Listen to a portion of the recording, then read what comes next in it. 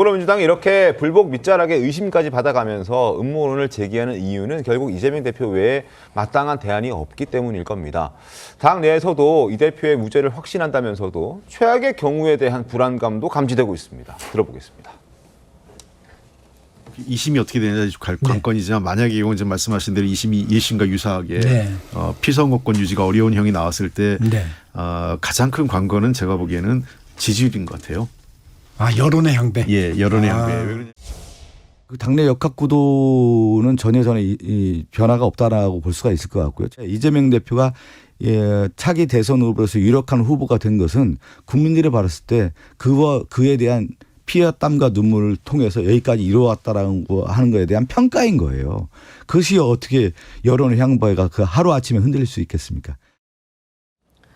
네, 지금 이재명 대표 항소심에서도 당선 무효형이 나오게 된다면 대권 후보로서의 이재명 대표 자격 논란도 불거질 수밖에 없을 것 같습니다. 지금 비명계의 양기대 전 의원도 비슷한 얘기를 했었는데 이 대표 사법 리스크가 현실화되면서 당대표의 사법 리스크이기 때문에 민주당은 크게 동요할 것이다. 유죄가 난다면 당이 동요할 것이다.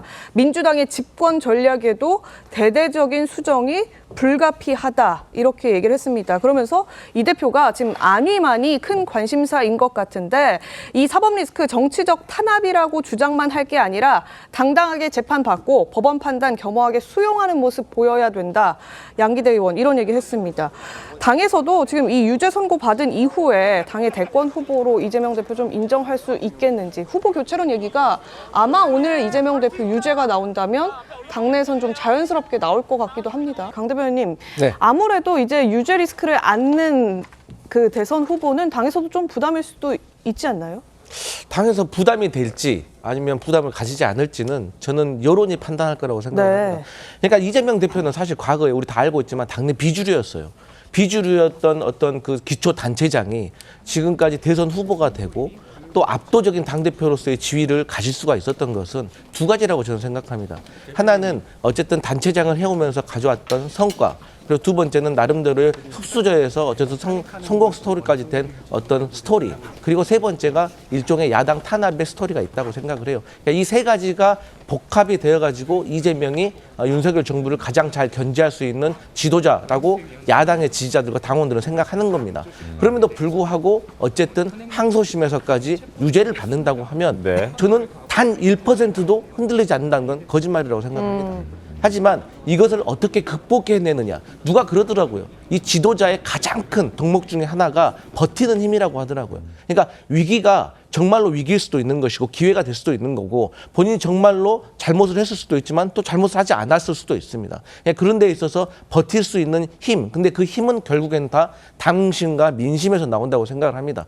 물론 이제 당내에서 잠룡들이 준비를 하는 과정에서는 이재명 대표 흔들어댈 수도 있습니다. 그런데 인위적인 후보 교체는 어렵고 저는 중도층에서부터 만약 이재명 대표에 대한 어떤 반감이 생긴다고 하면 어떻게 될지 모르겠지만 저는 아직까지는 그럴 가능성은 낮아 보인다. 그렇게 생각합니다. 여론의 향배를 좀 봐야 된다 이런 말씀이신데 비명계 입장에서도 부글부글하고 있습니다. 지난번 이재명 대표가 가결판은 검찰과 짰다 이런 발언을 했기 때문에 이 부분에 대한 불만이 아직까지도 있는 것 같거든요. 들려드리겠습니다. 검찰이 수사하는 과정에서 벌인 일, 그 타임 스케줄에 따라서 한 일, 이런 것들하고 당내에서 이렇게 비공식적으로 요구한 거 이런 걸 맞춰보니까 이미 다 짜고 한 짓이거든요. 짰다는 그 증거는 없고 그러니까 그렇게 추측이지.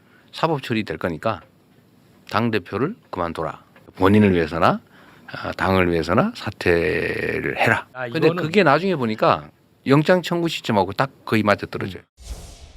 그래, 그 문제에 대해서는 뭐 적절하게 해명하고 사과하는 게 좋겠다. 왜냐하면 그건 사실 엄청난 이야기잖아요. 그 옛날 같으면 이제 제 때 같으면 그걸 프락질한 이야기인데 그건 말이 안 되잖아요. 그 엄청난 그 모욕이 될 수 있었기 때문에 그 적어도 당사자들한테도 어떤 그런 조금 말하자면 납득이 되도록 하는 게 그게 또 지도자 또 당 대표의 일이라고 생각합니다.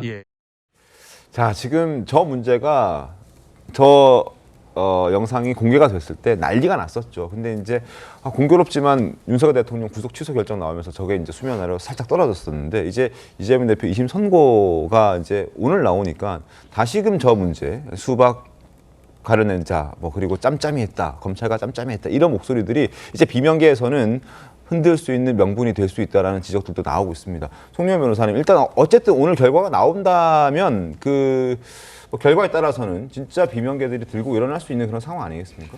이재명 대표가 3월 초순에 했던 그 비명계가 2023년 9월 체포동의안 가결 당시에 검찰과 짜고 쳤다라고 하는 이 발언, 네. 이게 오늘 이제 있을 이재명 대표 항소심 선고 결과와 사실은 다 연관되는 겁니다. 왜냐면요, 그렇죠. 이재명 대표가 그 비명계의 주요 정치인들을 한 사람씩 만났을 때 사실은 면전에서 좋은 이야기를 듣지 못했습니다. 뭐 임종석 전 실장 같은 경우에는 대표적으로 이재명 대표와 경쟁한 후보를 지원하겠다 이런 이야기를 했고, 박용진 전 의원 같은 경우에는 만나고 나서 언론에다 대고 뭐라고 얘기를 했냐면은 이재명 대표 추대로는 당을 망치는 길이다 이런 얘기를 했거든요. 그런데 자, 만약에 오늘 오후에도 이재명 대표에게 당선 무효에 해당하는 형이 선고된다. 그랬을 때는 앞서 저희가 논의했듯이 이재명 대표의 자격 논란이 굉장히 강하게 불거질 겁니다. 이런 것들을 잠재우기 위한 수단으로 민주당 일각에서 지금 거론되고 있는 것이 이재명 후보 추대론이거든요. 이것에 대해서 강력하게 제어를 할 수 있는, 그 제기라는 반대 의견을 낼 수 있는 사람들이 비명계고, 그렇기 때문에 그 비명계의 정치적 힘을 약화시키기 위해서 일종의 압력을 가하기 위해서 했던 발언이 그 유튜브에서의 비명계가 짜고 쳤다라는 발언인 거예요. 이게 다 연결되는 흐름이기 때문에, 그러면은 오늘 만약에 당선 무효형이 선고되고 나면 민주당 내에서 분출될 수 있는 이재명 대표에 대한 그 후보 교체 여론, 이걸 과연 친명계는 어떻게 또 꾹꾹 눌러 담으려고 할 것인가, 이런 민주당의 내부 갈등이 앞으로 관전 포인트가 될 거다, 이런 말씀을 드립니다.